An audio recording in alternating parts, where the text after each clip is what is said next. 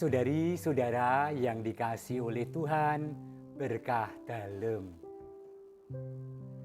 Kalau saya bertanya pada seseorang, entah itu penderek dalam Gusti Yesus ataupun orang lain, dengan pertanyaan yang sangat sederhana ini, apa ciri khas agama atau orang beriman Kristiani? Jawabnya hampir pasti. Ciri khasnya adalah cinta atau kasih atau cinta kasih. Dan jawaban itu benar. Tetapi setiap pribadi memang diajak untuk terus-menerus hidup berdasarkan kasih dan cinta. Kekhasan beriman pada Yesus Tuhan adalah hidup yang dipenuhi dengan kegembiraan, dengan sukacita. Maka, ayo, Anda Kristen, Anda penderek dalam Gusti, tersenyumlah, bersukacitalah, ayemlah, damailah di dalam hidup ini. Setiap pribadi yang mengalami Allah adalah mengalami Allah yang mencintai, mengalami Allah yang mengasihi, mengalami Allah yang rahim, mengalami Allah yang menyelamatkan. Dan bagi kita jemaat Kristen itu jelas bahwa sejarah keselamatan adalah sejarah kasih Allah yang merengkuh kita dari dosa, dan itu memuncak dalam diri Tuhan Yesus, Sang Putra yang diberikan untuk menjadi tebusan bagi dosa-dosa yang kita gadaikan. Tidak ada seorang pun yang dikecualikan dari sukacita yang datang dari Tuhan. Mari kita masukkan, kita terapkan dalam diri. Benarkah itu bahwa saya itu bersukacita, dan sukacita dari diri saya itu lahir karena pengalaman akan Allah yang mengasihi saya dalam hidup. Kita adalah orang-orang yang dikasihi dan diselamatkan oleh Tuhan. Maka hidup mengimani Tuhan bukanlah hidup dengan beban, sehingga berjumpa dengan Tuhan, mengenal Tuhan berarti dituntut untuk A, B, C, D, X, Y, Z. Bukan.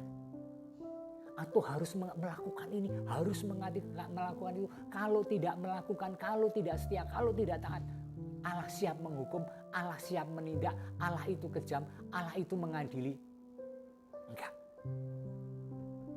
Pertama-tama bukanlah soal itu beriman itu. Pertama-tama beriman itu adalah gembira dan bersyukur kok sakmono gedene katresnan dalem Gusti. Segitunya cinta Tuhan pada kita. Aku dijaga, aku dibentengi, aku dituntun pada jalan yang benar, pada jalan yang lurus. Dan akhirnya kalaupun aku selalu jatuh dalam dosa, Tuhan menyediakan juru selamat bagiku. Ialah Tuhan Yesus yang telah menebus dosa-dosaku, dosa-dosa Anda, dosa-dosa kita semua. Amin. Baik perjanjian lama maupun perjanjian baru mengajak kita untuk menyambut Tuhan dengan sukacita. Bapak Suci menulis beberapa kutipan. Perjanjian lama meramalkan bahwa sukacita keselamatan akan dipenuhi di zaman mesianis. Kapan zaman mesianis? Zaman Mesias datang. Kapan itu? Sudah, kita ada dalam zaman mesianis ini karena kita sudah mengenal Tuhan Yesus yang datang. Nabi Yesaya dengan penuh kegembiraan menghormati Mesias yang ditunggu. Engkau telah menimbulkan banyak sorak dan sukacita yang besar. Ia berseru kepada orang yang tinggal di Sion untuk berangkat menemuinya dengan nyanyian. Berserulah dan bersorak-sorelah. Nabi mengatakan kepada mereka yang telah melihatnya dari jauh untuk membawa pesan tersebut kepada yang lain. Hai Sion, pembawa kabar baik, naiklah ke atas gunung yang tinggi. Hai Yerusalem, pembawa kabar baik, nyaringkanlah suaramu kuat-kuat. Seluruh ciptaan berbagi sukacita keselamatan. Bersorak-sorelah hai langit, Bersorak-soraklah hai bumi, dan bergembiralah dengan sorak-sorai hai gunung-gunung. Sebab Tuhan menghibur umatnya dan menyayangi orang-orangnya yang tertindas. Perjanjian baru juga mewartakan itu. Injil yang bersinar dengan kemuliaan salib Kristus terus-menerus mengajak kita untuk bersuka cita. Beberapa contoh sudah cukup. Bersukacitalah adalah salam malaikat kepada Maria.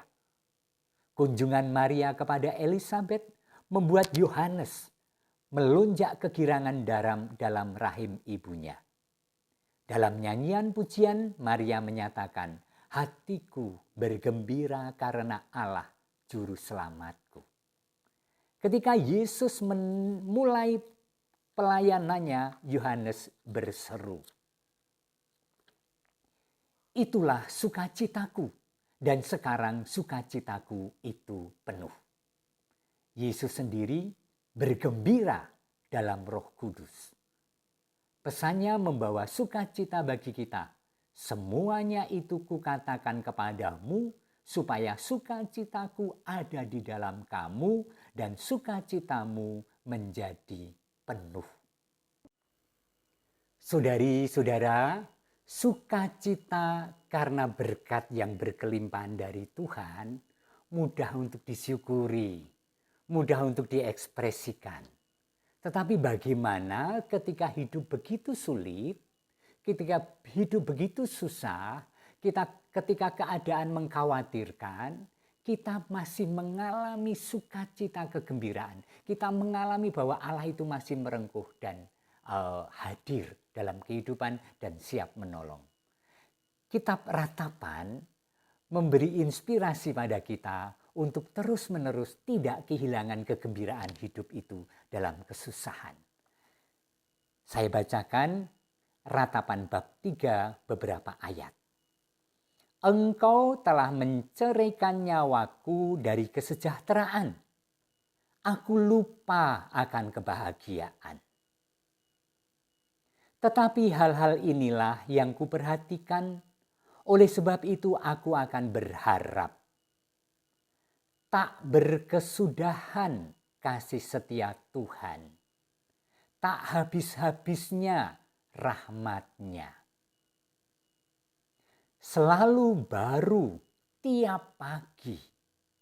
Besar kasih setiamu. Itulah yang terus-menerus kita pupuk dalam suka duka kehidupan. Kemuliaan kepada Bapa dan Putra dan Roh Kudus, seperti pada permulaan, sekarang, selalu, dan sepanjang segala abad. Tuhan bersamamu dan bersama rohmu. Kita semua dalam perjuangan jatuh bangun dan suka duka kehidupan selalu didampingi berkat Allah yang Maha Kuasa, Bapa dan Putra dan Roh Kudus. Amin.